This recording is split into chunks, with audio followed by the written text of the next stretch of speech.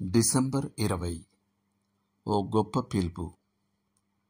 పౌలు తను తాను బలిపీఠం దగ్గరుండే యాజకునిగా, క్రీస్తు కొరకు తాను సంపాదించిన అన్యజనులను దేవునికి సమర్పిస్తున్న వానిగా చూసుకున్నాడు. వారు దేవుని మహిమ కొరకైన ఓ ఆధ్యాత్మిక బలి అర్పణ. అతని సువార్త ప్రకటన కూడా ఓ యాజక ధర్మమే. పరిచర్యను గూర్చిన ఇలాంటి అంతర్దృష్టి తప్పక మన సేవకు గౌరవాన్ని, బాధ్యతను తీసుకొస్తుంది. దేవునికి యాజకులు అత్యుత్తమమైన వాటిని మాత్రమే అర్పించడం ముఖ్యం. పౌలు యేసుక్రీస్తు యొక్క సేవకుడు. అతడు తన పరిచర్యను పరిశుద్ధీకరించిన పరిశుద్ధాత్మని శక్తితో సేవ చేస్తూ దేవుని సువార్తను ప్రకటించాడు. ఎంత ఆధిక్యత! అయినప్పటికీ నశించిన వారిని యేసుక్రీస్తు కొరకు సంపాదిస్తూ త్రియేక దేవుని దాసుడుగా ఉండడం ఎంత ఆధిక్యత!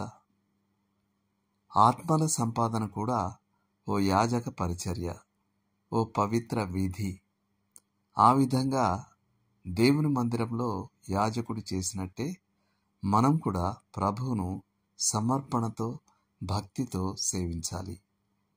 నేటి వచనం: యేసుక్రీస్తు ద్వారా దేవునికి అనుకూలములగు ఆత్మ సంబంధమైన బలులను అర్పించుటకు పరిశుద్ధ యాజకులుగా ఉండునట్లు మీరును సజీవమైన రాళ్ల వలె నుండి ఆత్మ సంబంధమైన మందిరముగా కట్టబడుచున్నారు. పేతురు రాసిన మొదటి పత్రిక 2వ అధ్యాయం 5వ వచనం. చదవండి. పేతురు రాసిన మొదటి పత్రిక 2వ అధ్యాయం 9వ వచనం. మలాకి 1:6-14 వరకు, యాకోబు 5:20, సామెతలు 11:30. చేయాల్సిన పని. ప్రాచీన ఇశ్రాయేలులో యాజకునికి ఉన్నట్టే క్రైస్తవునిగా దేవుని వద్దకు నేరుగా వచ్చే ఆధిక్యత మీకు ఉంది. ఈ అవకాశాన్ని బట్టి మీరెప్పుడైనా ఆయనకు కృతజ్ఞతలు చెల్లించారా?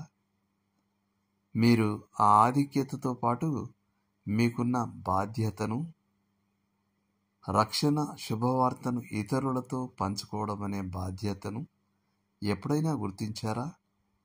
లేనట్లయితే మిమ్మల్ని అలా చేయకుండా నిరోధిస్తున్నదేమిటి? ఇప్పుడు సమయం తీసుకొని మీకు ఆత్మల సంపాదించే హృదయాన్నిమ్మని దేవుణ్ణి వేడుకోండి. దేవుడు మిమ్మును దీవించునుగాక.